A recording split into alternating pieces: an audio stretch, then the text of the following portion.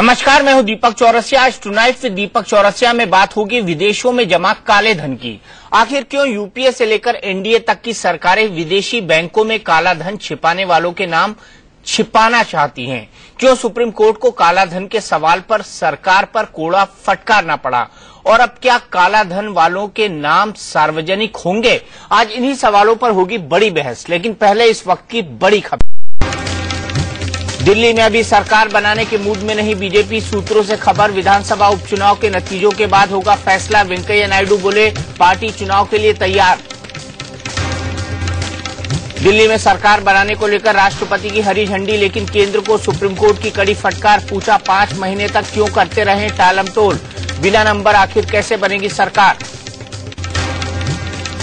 Modi cabinet में शामिल हो सकते हैं नए चेहरे, सूत्रों से खबर। 7 नवंबर को मंत्रिमंडल का विस्तार संभव।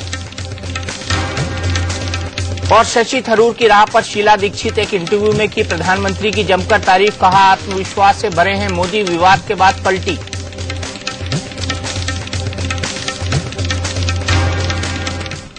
विदेशी बैंकों में कालाधन किसका है? अब तक इस सवाल पर देश में राजनीति होती थी, लेकिन अब सरकार की किरकिरी हो रही है। ब्लैक मनी का पता लगाने के लिए सरकार ने एसआईटी गठित करके जो नाम कमाया था, आज उस पर सुप्रीम कोर्ट में बट्टा लग गया। सरकार सुप्रीम कोर्ट में कालाधन वालों के नाम बताने के लिए तैयार नहीं थी, जिस पर सुप्रीम कोर्ट ने बेहद कड़ा रवैया अपना लिया। सुप्रीम कोर्ट ने सरकार को बुधवार तक कालाधन वालों की पूरी लिस्ट सीलबंद लिफाफे में पेश करने को कहा है। अब ये बड़ी बहस का मुद्दा है कि अगर सरकारें कालाधन वापस लाने के लिए वाकई संजीदा हैं, तो फिर सुप्रीम कोर्ट को कालाधन वालों के नाम पूछने के लिए कोड़ा क्यों फटकारना पड़ा? क्या अब सुप्रीम कोर्ट की सीधी दखल के बाद कालाधन वालों के नाम सार्वजनिक होंगे?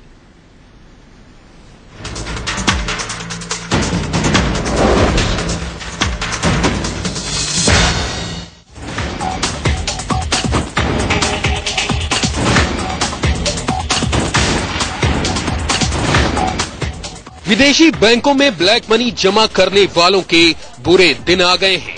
विदेशों में किसने कितना काला धन छिपा रखा है, ये जानने के लिए सुप्रीम कोर्ट ने केंद्र सरकार पर कोड़ा फटकार दिया है। सुप्रीम कोर्ट ने साफ साफ कहा है कि सरकार बुधवार तक काले धन वालों का कच्चा चिट्ठा अदालत में पेश करे। सरकार को आदेश दिया है कि कल सुबह तक कम से कम सुप्रीम कोर्ट को सारे नाम, जितने भी नाम जर्मनी या फ्रांस या कहीं से भी विदेशी बैंकों में हिंदुस्तानी नागरिकों के अकाउंट्स के आए हैं, वो सारे नाम कम से कम कोर्ट को कल तक दे दिए जाएं। विदेशी बैंकों में जमा काला धन वापस लाने के लिए केंद्र सरकार ने सुप्रीम कोर्ट के निर्देश पर एसआईटी गठित की थी, लेकिन जब काले धन वालों के नाम बताने की बारी आई, तब सरकार ने ये कहकर अपनी मजबूरी जताई कि दूसरे देशों के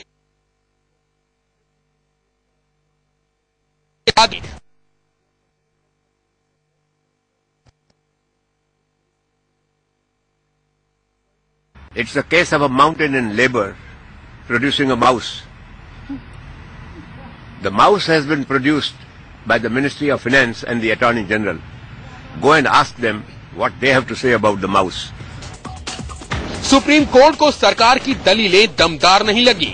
कालाधन मामले की सुनवाई कर रही बेंच ने सरकार को दो टूक कहा कि विदेशों से हुई संधियां अपनी जगह हैं। फिलहाल तो सरकार सील बंद लिफाफे में उन सभी लोगों के नाम कोर्ट को बताए जिनके विदेशी बैंक खातों की जानकारी जर्मनी और फ्रांस से मिली है। 27 जून को इस वर्ष पूरी सूची जो सरकार के पास नामों की थी, हमने एसआईटी को दे दी थी। एसआईटी कोर्ट ने बनाई है, तो 27 जून को ही हम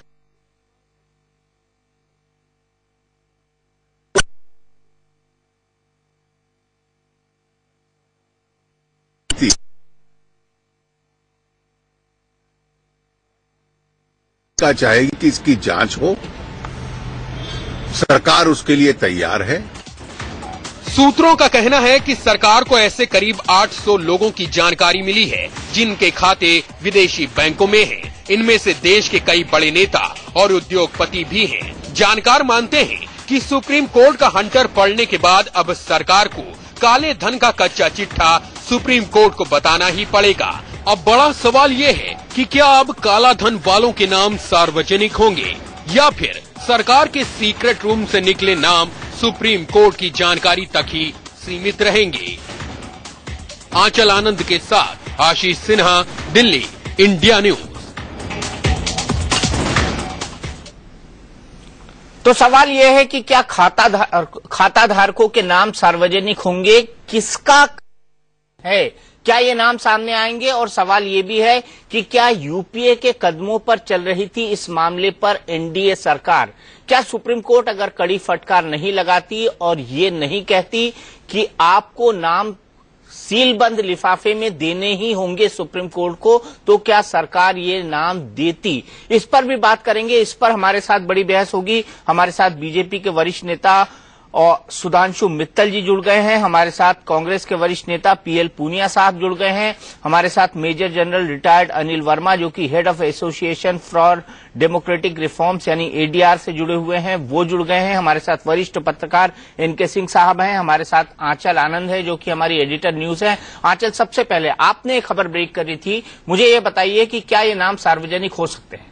सार्वजनिक हो सकते हैं और कब तक होंगे ये तो एक अलग सवाल है, लेकिन सरकार जिस तरह से, चाहे वो यूपीए की हो चाहे एनडीए की हो, गुठली मारकर ज्यादा समय तक नहीं बैठ सकती है। क्योंकि अब तक हो ये रहा है कि अगर कुछ नामों की लिस्ट बाहर भी आ रही है, एक एक दिन इसमें कीमती है। जैसा कि हाल फिलहाल की रिपोर्ट्स में भी आया दीपक, कि कुछ ऐसे बाकायदा अकाउंट्स हाथ में लगे सरकार के, लेकिन ये प्रोसीडिंग्स बहुत वक्त लगा रही थी और कईयों के जीरो बैलेंस हो गए। यानी कि जब काला धन अकाउंट में है ही नहीं तो सरकार क्या ढूंढेगी, किसका नाम ढूंढेगी और कैसे उसको प्रोसिक्यूट करेगी? क्योंकि सरकार का यह अपना स्टैंड है कि बाहर फॉरेन कंट्रीज में अकाउंट खोलना इलीगल अपने आप में नहीं है, लेकिन अगर वो काला धन है, मनी लॉन्ड्रिंग है, तो इलीगल है। लेकिन उससे भी बड़ी बात, जैसे अभी अरुण जेटली भी बाहर आए, उन्होंने कहा कि हमें कोई हिचक नहीं है, हमारी पूरी इंटेंशन है कि हम नामों का खुलासा करें। अगर ये पूरी इंटेंशन है तो फिर आखिरकार सुप्रीम कोर्ट का दरवाजा क्यों खटखटाया सरकार ने? आखिरकार ये जो आज आके अरुण जेटली साहब वित्त मंत्री को एक्सप्लेनेशन देनी पड़ रही है कि हम कल सारे नामों की लिस्ट दे देंगे, ये कोई वॉलंटरी एक्शन नहीं है, ये कोर्ट के आदेश का पालन करेगी सरकार, जो कि वो बाध्य है, जो कि आज बहुत तल्ख अंदाज में कोर्ट ने सरकार को दो टूक बता दिया है कि सत्ता चाहे बदल जाए, चाहे यूपीए की सरकार हो चाहे एनडीए की सरकार हो, हमारा ऑर्डर जस का तस है, एक वर्ड इधर से उधर नहीं होगा, एक वर्ड इधर से उधर नहीं होगा। इंटेंशन नहीं थी सरकार की, यह आरोप मैं नहीं लगा रहा, लेकिन आंचल ने जो पॉइंट कहा है कि सरकार कहीं ना कहीं हिचक रही थी, क्या इसमें सच्चाई नहीं है सुधांशु जी? नहीं आंचल जी, आप जो है हमारे साथ थोड़ा सा अन्याय कर रही हैं। कुछ आप तथ्य देख लीजिए, फिर अपने आप तय करिए कि आचरण जो था सरकार का ठीक था या नहीं था। 26 मई को सरकार शपथ लेती है, 27 मई को पहली कैबिनेट की मीटिंग होती है जिसके अंदर वो एसआईटी का गठन करती है, और 27 जून को सारे नाम जो आए हुए हैं वो एसआईटी के सौंप देती है। एसआईटी क्या है? एसआईटी एक ऐसी जांच एजेंसी है जिसको सुप्रीम कोर्ट ने अपने आदेश से गठित करा है और जो कि सुप्रीम कोर्ट की निगाह में है। तो अगर सरकार को कुछ छुपाना हो तो क्यों एक महीने के अंदर ही आने के वो सारे के सारे नाम उनको सौंप दे? सुधांशु जी, मैं चलिए आपके साथ अन्याय कर रही हूँ, लेकिन आप जवाब पूरा दीजिएगा। सुप्रीम कोर्ट ने जो आज टिप्पणियां की हैं वो सुन लीजिए और उसके ऊपर जवाब दे दीजिएगा। सुप्रीम कोर्ट ने ये कहा कि आप क्यों बॉदर्ड हैं, आपका क्या दिलचस्पी है, क्या इंटरेस्ट है, आप एक छत्र छाया में रख रहे हैं ऐसे काला धन छिपाने वालों को। सुप्रीम कोर्ट ने सरकार से सवाल किया। सुप्रीम कोर्ट ने यह भी कहा कि अगर आपके ऊपर यानी सरकार के ऊपर छोड़ दिया जाए तो इस मामले में इन्वेस्टिगेशन कभी कंप्लीट ही नहीं होगी और हमें समझ नहीं आ रहा है कि आपकी इसमें दिलचस्पी क्या है, क्या इंटरेस्ट है, और हम सिर्फ सरकार के ऊपर ये पूरे मामले की इन्वेस्टिगेशन छोड़ नहीं सकते। तीसरी बात उन्होंने ये कही कि हम ना तो अपने पुराने ऑर्डर को क्लैरिफाई करेंगे ना मॉडिफाई करेंगे, और एनडीए सरकार पुराने ऑर्डर को, जो कि यूपीए सरकार भी एक्सेप्ट कर चुकी थी, चेंज कराने के लिए हमारे पास आई है, पुनर्विचार कराने के लिए आई है, जिसकी इजाजत हम नहीं देंगे। उन्होंने ये तक कहा कि नेम्स जो हैं वो शुड बी डिस्क्लोज हर हाल में, और अगर रिजीम चेंज हो भी जाता है, यानी एनडीए सरकार, जो कि हर रैली में मोदी जी भी कहते फिर रहे थे कि काला धन वापस लाना है, यूपीए सरकार नामों को छुपा रही है, उन्होंने ये कहा है कि रिजीम चेंज से हमारे ऑर्डर पर कोई फर्क नहीं पड़ता, हमें 1 2 3 नाम नहीं चाहिए, हमें पूरी की पूरी लिस्ट चाहिए और अगर हम इस पूरी इन्वेस्टिगेशन को मॉनिटर नहीं करेंगे तो सरकार कुछ नहीं करने वाली। ये बातें सुप्रीम कोर्ट ने कही है, मैं पूरा कोट करके लाई हूं सर। अब आपको एक एक चीज लेके चलिए जो सुप्रीम कोर्ट ने कहा है। क्या सुप्रीम कोर्ट ने ये नाम जनता को उजागर करने के लिए आदेश दिया? नहीं दिया। उन्होंने कहा आप ये नाम हमें जो है सीलबंद करके दे दीजिए, यही कहा ना, कुछ और तो नहीं कहा। मैं मानता आपकी बात कि उन्होंने कहा होता कि नाम जो है आप जो है पब्लिक के सामने उजागर कर दीजिए, लेकिन एक आप सारी बात समझिए, जिस ऑर्डर के तहत ये सारी चीज हो रही है वो ऑर्डर कब का है? 2011 जुलाई का। 2011 से 2012, 2012 से 2013, 2013 से 2014 मई, सिर्फ 2 साल 10 महीने, कुछ नहीं होता है। भाजपा की सरकार आती है मई के अंदर और 27 जून को हम एसआईटी बना के उसको दे भी देते हैं।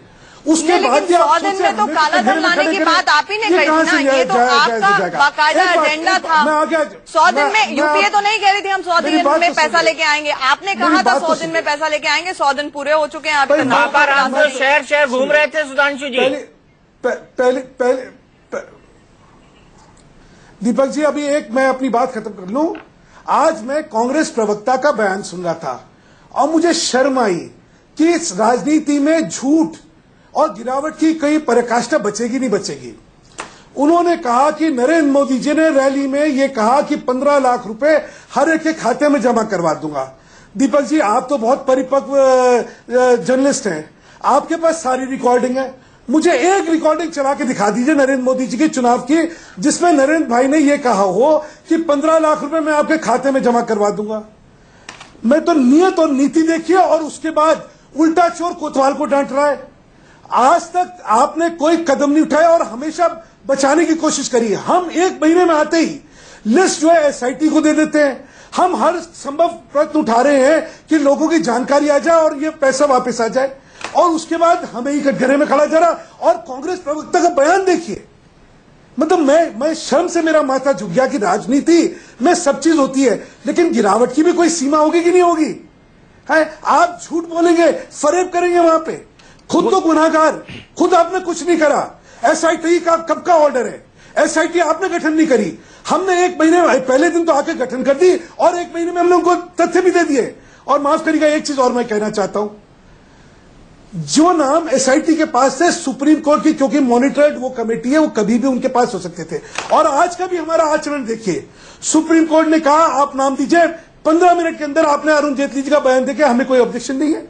क्यों नहीं है हमें? नहीं, सुप्रीम कोर्ट के कहने के बाद तो आपको देना ही था, आपके पास विकल्प कहां था? कर रहे हैं इसलिए सुधांशु जी क्या आप सुप्रीम कोर्ट को बोल सकते हैं कि हम नहीं देंगे? एसआईटी तो सुप्रीम कोर्ट ने नहीं कहा था ना, एसआईटी नहीं, देखिए एसआईटी का सुप्रीम कोर्ट ने कहा था। क्या आप सुप्रीम कोर्ट को बोल सकते थे हमने नहीं कहा था? पूनिया जी क्या सरकार सुप्रीम कोर्ट को बोल सकती है कि हम नहीं दे सकते आपको नाम, हम नहीं देना चाहते हैं? नहीं, ये सरकार के क्षमता के बाहर है कि सुप्रीम कोर्ट के आदेश को ये कहें कि हम नहीं मानेंगे, वो उसकी कोर्ट की अवमानना होगी, ये जेल चले जाएंगे जो मंत्री मना करेंगे, तो ये भूल जाएं। और मैं आपसे कहना चाहूंगा कि काला धन का मुद्दा चुनाव से पहले एक बहुत अहम मुद्दा था, इसी को लेके आगे चल के आपने चुनाव लड़ा और जो बयान दिए थे पहले आपके जो न्याय मंत्री हैं उनके बयान देखिए, उन्होंने कहा ये डबल टैक्सेशन अवॉइडेंस ट्रीटी, इसका बहाना लेके आप मना कर रहे हैं, बिल्कुल गलत है, बेबुनियाद है। और एफिडेविट क्या फाइल करते हैं? एफिडेविट भी यही फाइल करते हैं कि ये डबल टैक्सेशन अवॉइडेंस ट्रीटी की वजह से हम गोपनीयता भंग नहीं कर सकते। और इसमें एफिडेविट में ये भी कहा कि अगर हम गोपनीयता भंग करते हैं तो हमारी जो इंटरनेशनल रेटिंग वो खत्म हो जाएगी, वो बंद हो जाएगी, खत्म हो जाएगी, वो नीचे गिर जाएगी। तो ये कहां तालमेल है? और दूसरा जो ये सुधांशु जी कह रहे हैं, मैं इनका बड़ा सम्मान करता हूं कि 15 लाख रुपया जो ये बताया गया था, 21,000 करोड़, 21,000 लाख करोड़ रुपया काला धन है, वो आएगा और लोगों में बढ़ जाएगा, इतना होगा कि लोगों में बढ़ जाएगा। और उसकी धनराशि कोई कहता है 3 लाख, मैंने नहीं सुना, लेकिन कहा जा रहा है।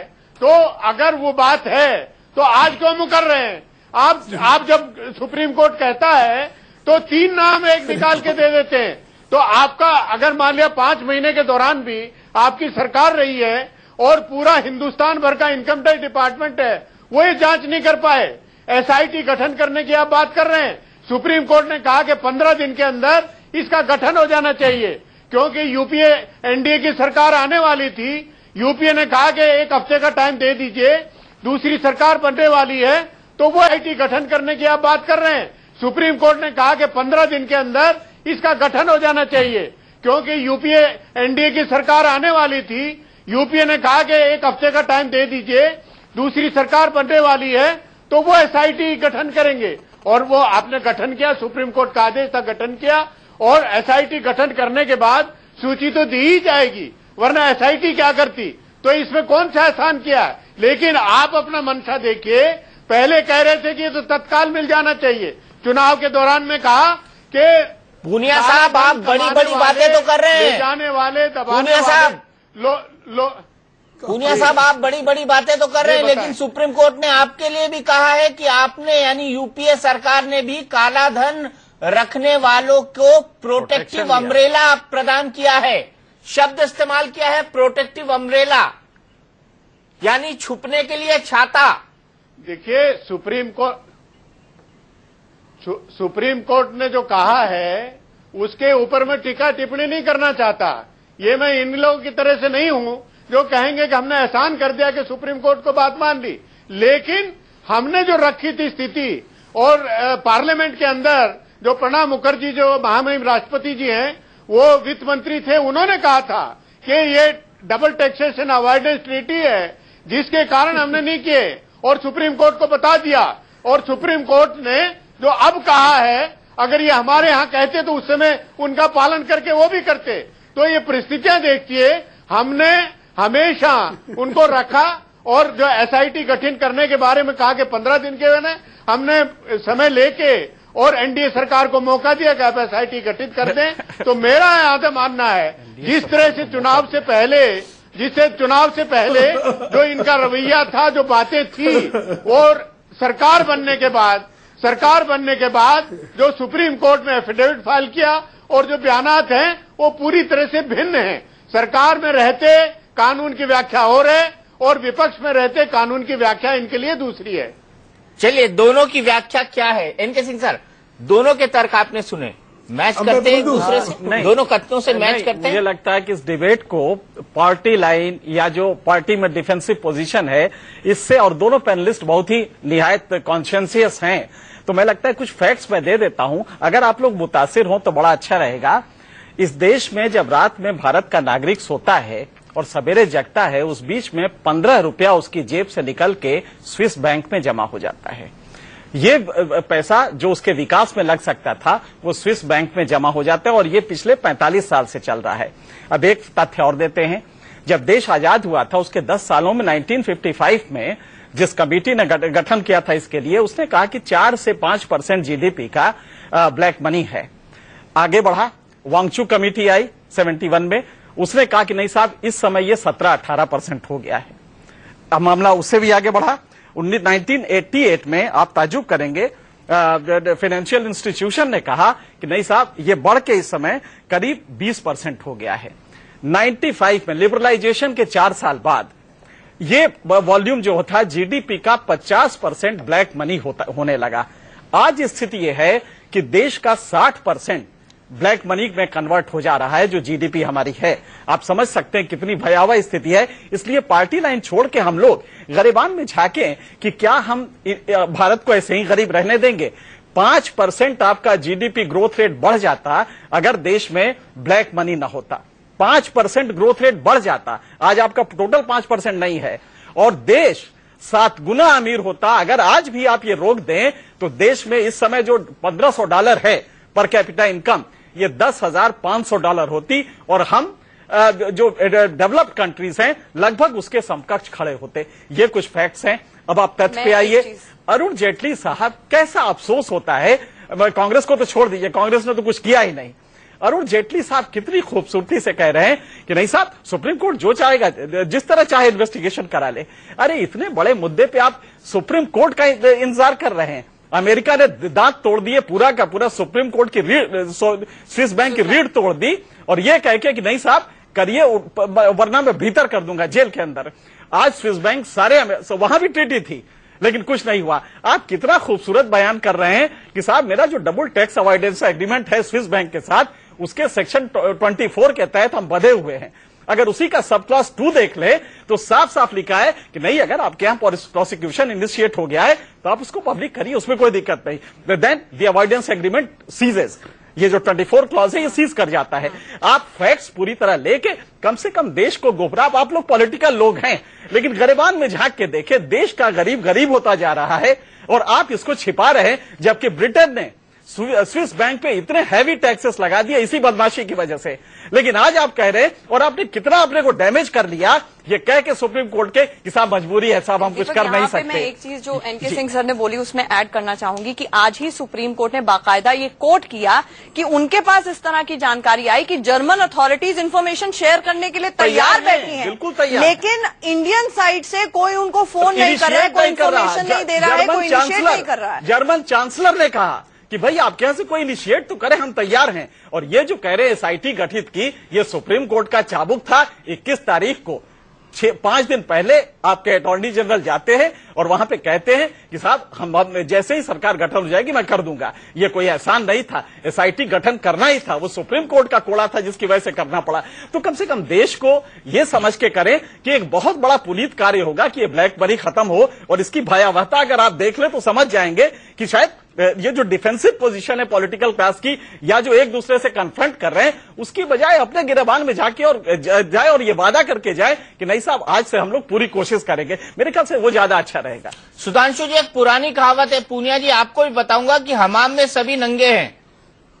बात यह है कि सबसे ज्यादा काले धन का इस्तेमाल पॉलिटिकल पार्टीज करती है। एमसी जोशी कमेटी जो बनाई थी जून 2011 में, जो सीबीजेटी के पूर्व चेयरमैन थे, उनका कहना था कि काला धन भारतीय सिस्टम से तब तक नहीं हटाया जा सकता जब तक 500 करोड़ रुपए चंदे के तौर पर कांग्रेस और 200 करोड़ रुपए चंदे के तौर पर भारतीय जनता पार्टी लेना बंद नहीं करती है।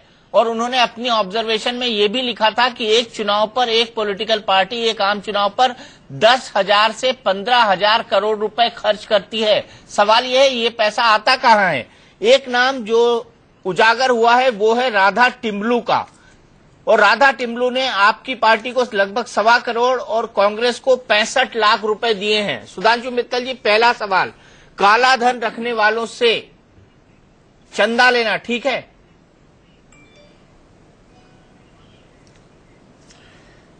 दीपक जी एक एक करके बात करेंगे। पहले पे तो एनके सिंह जी का सुन रहा था, बहुत सम्मान करता हूं इनको, और बहुत ही वरिष्ठ और बहुत ही सुलझे हुए पत्रकार हैं, लेकिन लगता है गुस्सा किसी पे निकाल किसी पे रहे हैं।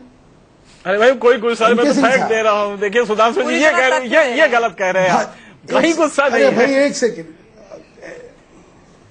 अरे भाई एक सेकंड एनके सिंह जी, किसी को आप कटघरे में अगर खड़ा करेंगे तो उसके कार्य के लिए करेंगे ना, किसी और के गुनाह के लिए आप मुझे कटघरे में खड़ा कर देंगे क्या? ये तो बड़ी गलत बात रहेगी। अब एक एक चीज एक एक तथ्य पे चलते हैं। आपने डबल टैक्सेशन ट्रीटी वाली बात करी, आपने कहा कि उसमें एक प्रावधान ये भी है कि अगर प्रोसिक्यूशन उसके खिलाफ लॉन्च हो गया है तो आप डिस्क्लोज कर सकते हैं ना जी। यही कहा ना आपने? जी बिल्कुल। यही तो अरुण जेटली जी ने भी कहा था। हाँ। इसमें गलती, इसमें रुक जाइए, इसमें उन्होंने कुछ और बात कही थी क्या? और नाम देने की प्रक्रिया यही तो चालू थी। देखिए एसआईटी बनी, एसआईटी को फौरन कागज मुहैया करवाए या नहीं करवाए? अगर एसआईटी को कागज करवाए तो सरकार की नीयत खराब है क्या? देखिए आप हमें कटघरे में खड़ा करने से पहले हमारी गलती क्या ये तो समझाएंगे। आप भी वही बात कह रहे हैं जो सरकार ने कहा अभी कि भाई हम प्रोसिक्यूट कर रहे हैं सबको, और जैसे जैसे लॉन्च करेंगे वैसे वैसे नाम दे देंगे, क्योंकि हमारी एक लिमिटेशन है। मैं एक सेकंड खत्म बनूं, आपने सबने बहुत बोला तो थोड़ा सुन लीजिए, दूसरा पक्ष भी सुन लीजिए, ताकि ये जो एक बहस है बहस सार्थक हो जाएगी। ये कोई राजनीतिक बहस नहीं होनी चाहिए, ये गंभीर विषय की बहस है और गंभीरता से इस चीज को देखना चाहिए। सरकार की नीयत और नीति पर जब आप प्रश्न चिन्ह करते हैं तो वाकई क्या नीयत और नीति खराब है ये देख लीजिए। जो मैंने अभी आपको कहा वही एनके सिंह जी बोल रहे हैं कि प्रावधान यही था। अभी क्या उन्होंने अरुण जेटली जी ने कहा कि भाई ये प्रावधान है, बाकी कोर्ट जो है सर्वोपरि है, वो तय करेगा। ये प्रावधान उनको लगता है ठीक है, नहीं है नहीं है। इसीलिए सुप्रीम कोर्ट ने क्या कहा, उन्होंने कहा नाम दीजिए, हम अपने आप देखेंगे। जरूर देखिए, क्योंकि सबसे बड़ी बात है सरकार अगर नाम को छुपाने की कोशिश करे तब तो मैं मानता हूं। जिस ऑर्डर के तहत ये सारी बात हुई, वो ऑर्डर कब हुआ था? 2011 में। अभी पूनिया जी भाषण दे रहे थे, बड़ी बड़ी बातें कर रहे थे पूनिया जी। 2 साल 10 महीने तक ये ऑर्डर था, जो आज जिस ऑर्डर के तहत ये मांगा गया है, आपने क्यों नहीं दे दिया? आपने प्रणब मुखर्जी जी की बात करी। प्रणब मुखर्जी जी को वित्त मंत्री हटे हुए 2 साल हो चुके थे। हम बात क्या कर रहे हैं? हम लफाजी करके या तथ्यों को घुमा के गुमराह थोड़ी कर सकते हैं। आपकी नियत और नीति दोनों में इसलिए खोट था क्योंकि आपके मन में चोट था। हमारी नियत और नीति दोनों अच्छी है क्योंकि हमारे मन में चोट थी। हमें किसको बचाना है? और मैंने कहा आए हुए कितने, वो जुम्मा 5 महीने हुए। 5 महीने में हर चीजें जो इस तरफ करनी चाहिए थी वो करी जा रही है, नहीं करी जा रही है। आप बोलिए ना कि भाई हमने इसमें क्या छुपा। आपने कहा सिर्फ 3 नाम बताए। सिर्फ 3 नाम इसलिए बताए क्योंकि 3 पे प्रोसिक्यूशन का चालू हो गया था और ये धीरे धीरे हो रहा था। अब अगर उसको, उस प्रावधान को सुप्रीम कोर्ट कहे हमें नहीं मानना, जरूर ना मानिए, हम मान लीजिए, उसमें क्या बात है। लेकिन जब तक प्रावधान कानून के इन्होंने इसी ये नाम तो पहले आ गए थे। अभी पुनिया जी कहेंगे हाँ नाम तो हमारे जमाने में आ गए थे। भाई आपके जमाने में नाम आ गए थे, आपने क्यों नहीं इनका प्रोसिक्यूशन चालू करा? मुझे एक ब्रेक के लिए रुकना पड़ेगा, उसके बाद में वापस लौटता हूं। लेकिन आपने मेरे मूल सवाल का जवाब नहीं दिया कि क्या काला धन रखने वालों से चंदा लेना जायज है? ऑन रिकॉर्ड चंदा दिया गया है, एडीआर ने इस बात की पुष्टि की है। आप दोनों ने जवाब देना है इस सवाल का, लेकिन ब्रेक के बाद। पीएल पूनिया जी के पास मेरा बेसिक सवाल था कि क्या काला धन रखने वालों से चुनावी चंदा लेना जायज है? राधा टिमलू जिनके खिलाफ ब्लैक मनी पर इन्वेस्टिगेशन चल रही है, जिनका विदेशी बैंकों में काला धन जमा है, उनसे कांग्रेस ने 65 लाख का चंदा लिया है। पूरी चंदा लेना जायज है? राधा टिमलू जिनके खिलाफ ब्लैक मनी पर इन्वेस्टिगेशन चल रही है, जिनका विदेशी बैंकों में काला धन जमा है, उनसे कांग्रेस ने 65 लाख का चंदा लिया है। पूनिया साहब, क्या ऐसे लोगों से चंदा लेना जायज है? दीदी मैं टीवी पे हूं। देखिए दीपक जी, ये प्रजातांत्रिक व्यवस्था में जो संविधान जो हमारा है, तो राजनीतिक दलों की अपनी एक अहमियत है और उसी व्यवस्था के माध्यम से सरकारें बनती हैं। और चंदा देना अपराध नहीं है, चंदा लिया जा सकता है, दिया जा सकता है, और उसकी बाकायदा उसका ब्यौरा इलेक्शन कमीशन और इनकम टैक्स इन सभी को दिया जाता है। जब चंदा कोई देता है तो उसके माथे पर नहीं लिखा होता कि ये काला धन जमा है कि नहीं है। अगर काला धन के वो आरोपी हैं, कोई कांग्रेस पार्टी या भारतीय जनता पार्टी वहां जाके उनको बचाने नहीं जाएगी कि इन्होंने चंदा दे रखा था, इनको छोड़ दिया जाए। तो ये अगर कोई अपराध करता है व्यक्ति, तो उसकी व्यक्तिगत जिम्मेवारी है और अपराधी के नाते उसको सजा मिलनी चाहिए। अगर उन्होंने काला धन के अर्जित किया है तो उसका दोषी है, उनके खिलाफ कार्रवाई होनी चाहिए। तो अगर ये बात हो कि उसमें दिखा रखा है और अकाउंट में नहीं दिखा रखा है, वो भी अलग है, तो उसकी बात उठाई जा सकती है। लेकिन सिर्फ ये है, अगर चंदा है, चंदा दीपक जी मैं इत्तेफाक नहीं रखता इस बात से दिया जाता है, सब रिकॉर्ड लिखा पढ़ी में दिया जाता है, तो ऐसे में अगर कोई काला धन अर्जित करता है, उसका दोषी है, उसके खिलाफ कार्रवाई होनी चाहिए। नहीं, आपको नहीं लगता कि 3 साल से आप राधा टिमलू को डिफेंड कर रहे थे? कौन डिफेंड कर रहे थे? 3 साल से आप उसका नाम उजागर नहीं कर रहे थे। 3 साल तक आप ये तर्क देते रहे सुप्रीम कोर्ट के अंदर कि हमारी जो ट्रीटी है उसका उल्लंघन हो जाएगा। आप राधा टिमलू को लगातार डिफेंड कर रहे थे पूनिया साहब। लिस्ट ये बिल्कुल गलत है, उसकी जांच और ऑन रिकॉर्ड है, ये सुप्रीम कोर्ट में ऑन रिकॉर्ड है। व्यवस्था थी उसके हिसाब से उसके जांच हो रही थी। नहीं, ये सुप्रीम कोर्ट में रिकॉर्ड है। कौन सी बात है? आप उसका नाम डिक्लेयर नहीं करना चाहते थे। हाँ, तो रिकॉर्ड क्या क्या चीज रिकॉर्ड है? सुप्रीम कोर्ट में ऑन रिकॉर्ड है। आपने कहा था कि हम किसी का नाम सार्वजनिक नहीं कर सकते। हम तो अरे आपने कहा था कि हम राधा टिंडू या किसी और का नाम सार्वजनिक नहीं कर सकते। ये गलत है दीपक जी, हमने तो ऑन रिकॉर्ड है, हमने कहा कि 700 नाम है, 800 नाम है, सबको उजागर किया जाना चाहिए। आपने कभी नहीं कहा ऐसा। आपने सुप्रीम कोर्ट में कभी नहीं कहा ऐसा। मुझे अच्छी तरह याद है, प्रणब मुखर्जी वित्त मंत्री थे, उन्होंने कहा था कि कूटनीति हमारी खतरे में पड़ जाएगी अगर हमने किसी एक का नाम भी उजागर किया, क्योंकि हमने ऐसी संधियां कर रखी है लोगों से। तारीख भी बता सकता हूं मैं आपको कब कहा उन्होंने। जनता पार्टी हल्ला मचा रहे थे, आप मैं बता दूंगा, मेरी बात सुन लीजिए। अभी ये कह रहे थे कि प्रणब मुखर्जी 2 साल पहले थे तो वित्त मंत्री थे, क्या वो उनको रिकॉर्ड से हटा दिया जाएगा? उनका स्टेटमेंट, पार्लियामेंट का स्टेटमेंट, वो अहम रखता है, महत्व रखता है। और उन्होंने जो कहा, जो आज Bharatiya Janata party supreme court में एफिडेविट फाइल कर रही है, अगर उसी आधार पर अगर प्रणब मुखर्जी ने भी अगर पार्लियामेंट में कहा है तो कौन सा गलत कहा है? अगर उसका माने गलत निकाले जा रहे हैं तो उसमें क्या कहा जा सकता है? लेकिन हमें बताइए कि कोई भी व्यक्ति, यूपीए का कोई व्यक्ति, फाइनेंस मिनिस्टर का छोड़ दीजिए, कोई किसी उनको बचाने का कहां प्रयास किया? हमने नहीं प्रयास किया। तो जांच का प्रोसेस है, जांच के प्रोसेस में हुए। और जो 3 लोग, ये 3 लोगों के खिलाफ जो कार्रवाई हुई है, 3 लोगों के खिलाफ जो कार्रवाई हुई है, वो भी उसी जांच के आधार पर है। इन्होंने 5 महीने में जांच पूरी नहीं की, वो पहले से जांच चल रही थी, उसी जांच के आधार पर ये नाम उजागर हुए हैं। जी सुधांशु जी। दीपक जी, नाम उजागर होना और उनके खिलाफ कार्रवाई करना 2 अलग अलग चीजें हैं। और संधि में लिखा था कि कार्रवाई कर लो तो नाम उजागर कर लो, ये भी लिखा हुआ था। भाई 700 नाम आप कह रहे हैं आपके पास आए हुए थे 3 साल पहले, आप इन 700 नामों में इनके खिलाफ कार्रवाई कर लेते और उजागर कर लेते। इसमें संधि का कहां उल्लंघन हो रहा था? दिक्कत यह थी कि ना तो आपने नाम उजागर करने दिए, ना ही आपने उनके खिलाफ कुछ काम करा। जो सारी है, मैं जो आपसे कहता हूं ना कि गुनाह किसी के कटघरे में कोई खड़ा हो रहा है, अरे गुनाह इनकी ये है कि इनके खिलाफ कार्रवाई करनी चाहिए थी। सुधांशु जी, एक बात हम आपको बता दें, जिन कंट्रीज ने विल पावर दिखाया कि नहीं हम इसको खत्म करेंगे, उन कंट्रीज ने सजदा करा दिया स्विस बैंक्स को और फॉरेन बैंक्स को कि नहीं, तुमने अगर ये ब्लैक मनी रखा है तो तुम नाम बताओगे।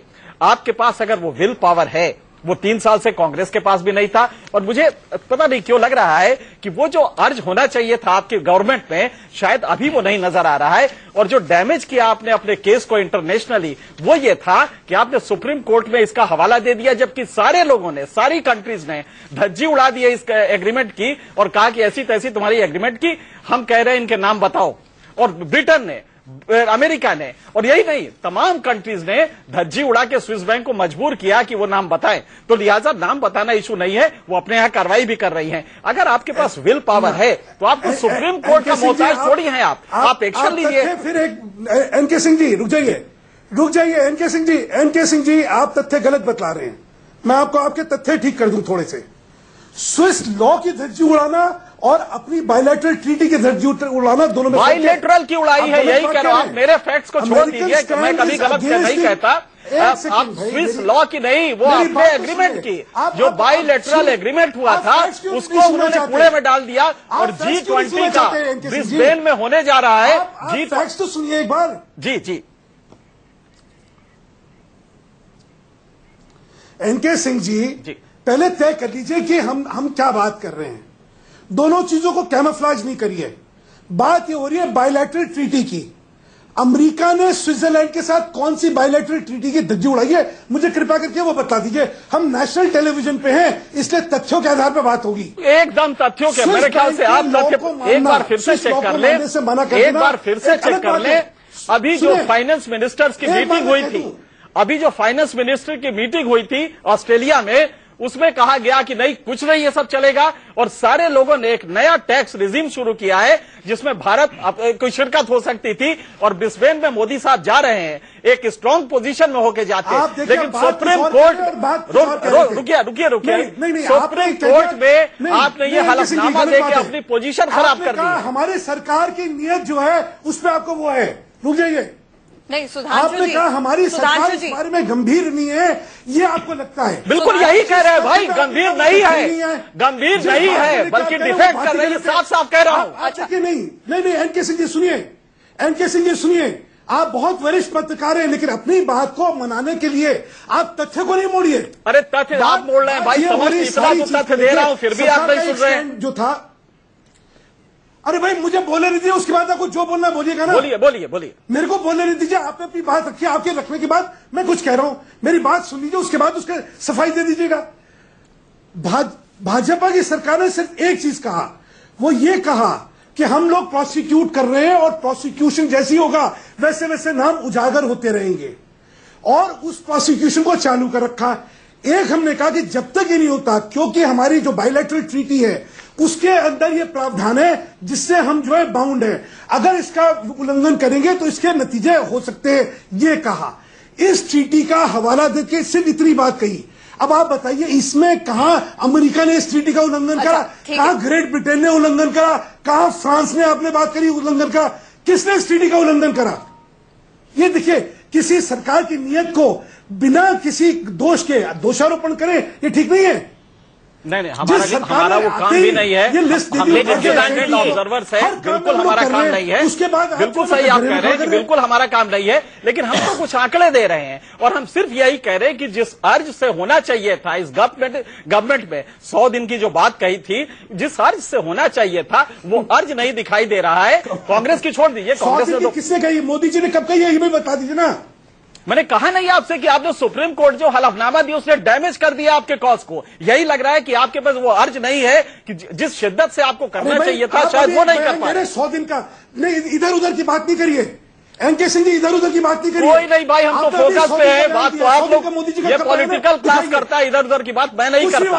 अच्छा सुधांशु जी, ये नॉन एडवर्सरियल हुए बिना काले धन का मुद्दा, हम चाहते हैं कि काला धन बहुत सारा है, करोड़ों लाखों अरबों है, वो भारत में आए। अब मैं बताती हूँ कैच क्या है। तो कह रहे इतना नाराज क्यों हो रहे हैं? नहीं सुधांशु जी, कैच क्या है? आपके वित्त मंत्री अरुण जेटली जी ने, अटॉर्नी जनरल ने, नहीं मेरे को बात करने दीजिए, और आपका बहुत सम्मान है।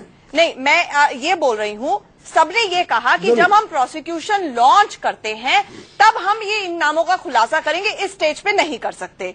अब यहीं पे कैच है जो सुप्रीम कोर्ट भी लगातार कह रही है कि आप अपने पास नाम रखते हैं, उसके बाद इन्वेस्टिगेशन किसकी कैसी हो वो आपके अधिकार क्षेत्र में है, क्योंकि आईटी विभाग नोटिस इशू करेगा, उसका जवाब आएगा नहीं आएगा, आपके विभाग का एक कर्मचारी संतुष्ट हो जाएगा। और इसमें यह भी एंगल है कि पॉलिटिकल पार्टीज और इंडस्ट्रियलिस्ट और बड़े बड़े नाम इन्वॉल्व हैं। तो कहीं ना कहीं सुप्रीम कोर्ट का, चाहे वो यूपीए हो चाहे एनडीए हो, ट्रस्ट डेफिसिट है। शायद यही वजह है कि सुप्रीम कोर्ट ने इतनी तल्ख टिप्पणियां की है, क्योंकि कैच ये है, कोर्ट ये कह रही है कि हमने एसआईटी का गठन इसलिए किया है कि वो कॉल ले कि आगे इन नामों पे, इस पैसे पे क्या करना है। अगर 5-5 साल तक इन नामों पे सरकार बैठी रहेगी तो 1 मिनट लगता है एक क्लिक करके, और कोई भी शख्स अपने स्विस बैंक अकाउंट से पैसा निकाल सकता है। तो इतने वक्त तक इन्वेस्टिगेशंस क्यों होती है, ये सबसे बड़ा सवाल है यहाँ पे।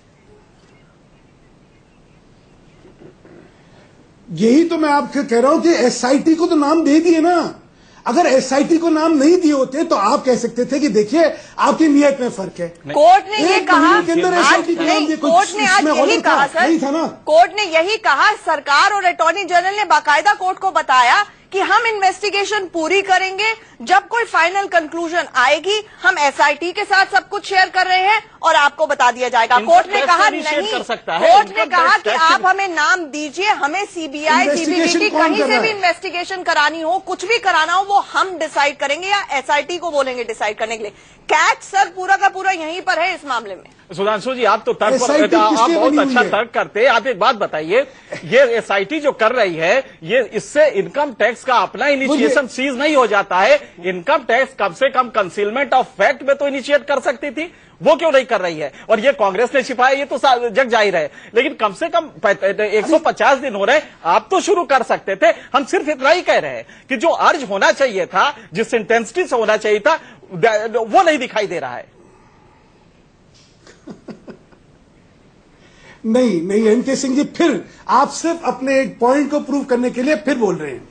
जब SIT को दे दी, और SIT को सारी पावर है कि जो प्रोसिक्यूशन नहीं, आप फिर गलत कह रहे हैं भाई। SIT के पावर का मतलब नहीं होता है कि बाकी जो एजेंसीज हैं, टैक्स अथॉरिटीज हैं, वो सीज कर जाती है, उनका फंक्शन सीज नहीं होता। आप इसको समझ लीजिए। सुप्रीम कोर्ट अपॉइंटेड SIT का मैंडेट सरकार का हलफनामा है। N K Singh ji, supreme court appointed SIT का पहले मैंडेट देख लीजिए।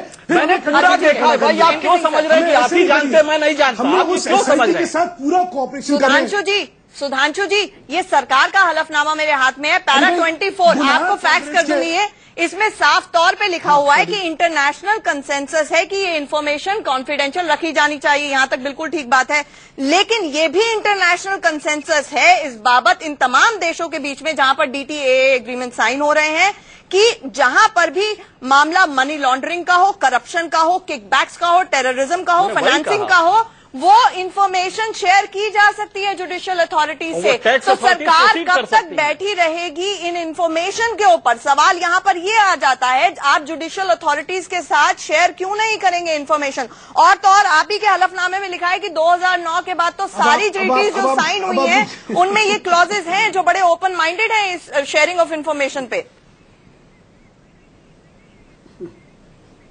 अब आप अपने आप ही बात सुन लीजिए। आपने जो कहा, मैं वही बात बड़ी करना चाह रहा हूं। उसमें क्या लिखा है, आपने जो भी पढ़ के सुनाया, जो भी मनी लॉन्ड्रिंग, जो भी भ्रष्टाचार, देखिए काला धन और करप्ट मनी दो अलग अलग चीजें हैं। करप्ट मनी की तो वैसे ही कोई प्रोटेक्शन कहीं नहीं है। टैक्सेशन को रिलेटेड जो चीज है उसकी भी कोई प्रोटेक्शन यहां नहीं कर रहा है। जैसे ही उसका प्रोसिक्यूशन होगा वैसे नाम उजागर होंगे। नाम उजागर होना एक चीज है, वो पैसे जिन्होंने करे हैं उनके खिलाफ कार्रवाई करना एक चीज है, और वो सारी कार्रवाई इनिशिएटेड और हम कर रहे हैं। आज तक किसी ने नहीं करा। 5 महीने की सरकार ने आके यही कार्रवाई करी है, उन्हें उठा के आते ही SIT को दे दिए। मैं वही कह रहा हूं कि जो आदमी कर रहा है आप उसको क्यों कटघरे में खड़ा कर रहे हो भाई? और सुनिए, ये जो ऑब्जर्वेशन की बात हो रही है वो 2011 से लेकर केंद्र सरकार का जो आचरण है उसके बारे में है, वो कोई NDA के आचरण के बारे में नहीं है। उन्होंने कहा है सरकारें आती है बदलती है, इसकी वजह से व्यवस्था नहीं बदलेगी। आज तक सरकारों ने क्या करा उसके बारे में आचरण है। और मैं आखिरी एक दोनों के बारे में आपको भाजपा की सरकार की तरफ से एक तरह से एक मिनट, सरकारें आती है बदलती है, इसकी वजह से व्यवस्था नहीं बदलेगी। आज तक सरकारों ने क्या करा उसके बारे में आचरण है। और मैं आखिरी एक दोनों के बारे में आपको भाजपा की सरकार की तरफ से एक तरह से एक मिनट ना सुनिए, पूर्णतः आश्वस्त हो जाइए। हमें किसी के बारे में कुछ छुपाना नहीं, हमें किसी को प्रोटेक्ट नहीं करना, और जिनको दिक्कत होगी वो तो आगे सामने आपको दिख जाएगी। कांग्रेस को आज कांग्रेस का जो बयान है उस बयान को अगर सुनने की प्रतिक्रिया सुन ले तो आपको समझ आ जाएगा कि कितनी दिक्कत है। ब्लैकमेल करने की कोशिश करी गई, मोदी जी ने 15 लाख रुपए देने की करी। मैं आज टीवी के इस चैनल पे चैलेंज कर रहा हूं, कांग्रेस प्रवक्ता टीवी क्या देश के सामने झूठ बोलते हैं मोदी जी का नाम लेके, अगर वो एक कटिंग दिखा दे, एक क्लिप दिखा दे मोदी जी की, तो या तो वो राजनीति छोड़ दे या हम लोग राजनीति छोड़ देंगे। सुधांशु जी क्या बात कर रहे हैं? एक सुधांशु जी सुधांशु जी ये क्या बात कर रहे हैं? अरे दिखाइए ना। अरे यूपीए सरकार ने काले धन के ऊपर व्हाइट पेपर रिलीज किया, मोदी जी पूरे के देश के सामने पार्लियामेंट के सामने पूरी स्थिति रखी, और क्या बात कर रहे हैं? ये दूसरा सवाल पूछ रहे हैं जी। 21,000 लाख करोड़ रुपया है, और एक अकाउंट में 15-15 लाख चला जाएगा। कोई कहा कि 3 लाख चला जाएगा। नरेंद्र मोदी जी कह रहे हैं, आपके सभी नेता लोग कह रहे थे। अरे कोई क्या होता है, मैं मोदी जी की बात कर रहा हूं। चुनाव के दौरान, आपके प्रवक्ता चुनाव प्रचार के दौरान बढ़ चढ़ के इस पर बात की है, हर एक जगह, हर जगह। अच्छा, मैं कमाल है यार। मैं बेसिक सवाल पर फिर आता हूं। सुधांशु मित्तल जी, नाम लेना मना है। सदस्य हैं आप, क्या बात कर रहे हैं? तथ्य को आप, हाँ भाई हर अकाउंट में अगर 15 लाख जाने लगा तो आप समझ रहे हैं देश का जीडीपी जितना है उससे ज्यादा ये अमाउंट है। 15 लाख कभी नहीं कहा होगा किसी सेना आदमी ने, 15 लाख कभी कह ही नहीं सकता कि हर अकाउंट में हम 15 लाख डाल देंगे। अगर वो 10 साल भी डाले तो नहीं डाल सकता, ये संभव नहीं है। इसलिए 15 लाख को आप जोड़िए 100 करोड़, या छोड़िए आप सिर्फ बीपीएल को आप देते हैं, बीपीएल 40 करोड़ है, आप जरा गुणा कर लीजिए, बता दीजिए कितना होता है देश के जीडीपी से ज्यादा होता है। यहाँ कहा गया था, नहीं ऐसा नहीं कहा गया था, हम लोग उसमें 21,000 लाख करोड़, 21,000 लाख करोड़। अच्छा सुधांशु जी देखिए, एक ये बोले समझ आता है। अरे सुधांशु जी आपको क्या भाषा समझ आता है, हर आदमी को झूठ झूठ कर बोले जा रहे हैं। ऑफिशियल प्रवक्ता अगर क्या बात कर रहे हैं? अरे भाई झूठ बोल रहे हैं ना, मैं कह रहा हूँ झूठ बोल रहे हैं। अगर कांग्रेस का ऑफिशियल प्रवक्ता ये कहे कि नरेंद्र मोदी जी ने मीटिंग में कहा, आप गलत बोल रहे हैं, शर्मनाक बात है। आप ये मैंने आज चुनौती दे रहा हूँ, मैं आपको चुनौती दे रहा हूँ, इस्तेमाल कर रहे हैं आप। अरे भाई मैं सबके सामने चुनौती दे रहा हूँ। मोदी जी का जो क्या बात कर रहे हैं मोदी जी का, आप देखिए आप लोग चुनाव प्रचार के दौरान में क्या भाषा इस्तेमाल करते थे। सुधांशु मित्तल जी मेरा फिर से वही सवाल है, अब बाकी बताइए, आप चुनाव से पहले पार्लियामेंट के अंदर क्या क्या भाषण देते थे और अब क्या भाषण दे रहे हैं? चुनौती स्वीकार करिए, सुप्रीम कोर्ट में एफिडेविट फाइल कर रहे हैं। आपसे आप बता दें पार्लियामेंट में चुनाव के दौरान 15 लाख क्या क्या भाषण दिया जा रहा था, अब क्या भाषण है? सुधांशु आप जी 15 लाख आप अपने पास रखिए।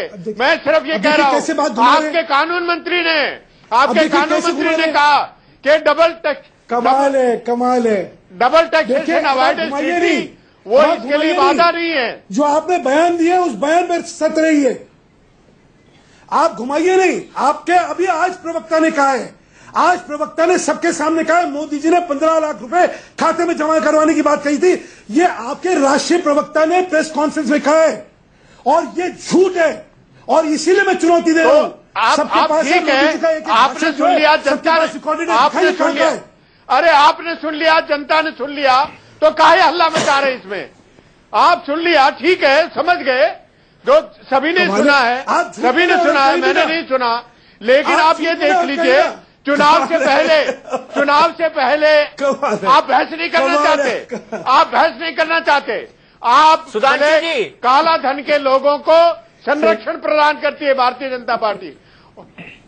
सुधांशु जी मेरा वही सवाल, राधा टिमरू से 1.25 करोड़ रुपए लेना सही था क्या? जी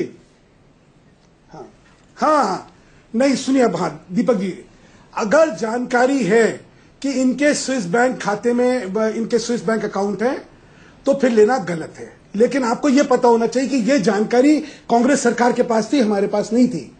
कांग्रेस सरकार को जानते हुए उनसे लिया, बिल्कुल गलत करा, और हमारे पास इसकी कोई जानकारी नहीं थी। और अगर जानकारी हो और फिर हम ले तो यह अनैतिक रहेगा, चाहे कोई भाजपा का आदमी है, इसमें तो भाजपा का आदमी है, सिद्धांत और उसूल, वो खुद कह रहा भाजपा का आदमी हूं मैं। अरे भाई कमाल हो गया, पैसे तो आपको भी दिए पूनिया साहब। अब सुन लीजिए इनकी बात, उन्होंने तो भाजपा के आदमी से आप क्यों चंदा ले रहे हैं भाई? भाजपा का आदमी है ना, तो हमारे आदमी से आप चंदा लेंगे क्या? कमाल है।